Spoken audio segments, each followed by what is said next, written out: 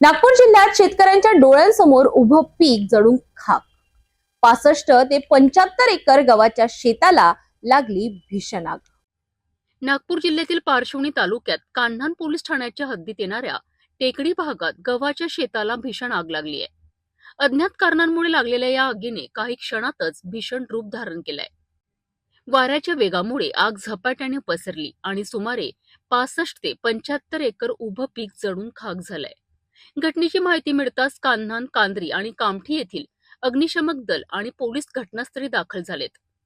मात्र ते पोहोचण्यापर्यंत मोठ्या प्रमाणात नुकसान झालं होतं। अग्निशमक दलाच्या जवानांनी मोठ्या प्रयत्नानंतर आगीवर नियंत्रण मिळवलंय। या आगीत अनेक शेतकऱ्यांचं मोठं आर्थिक नुकसान झालं आहे। हातातोंडाशीच आलेलं पीक जळून गेल्याने शेतकरी हतबल झाले आहेत। दरम्यान बाधित शेतकऱ्यांनी शासनाकडे तात्काळ नुकसान भरपाईची मागणी केली आहे।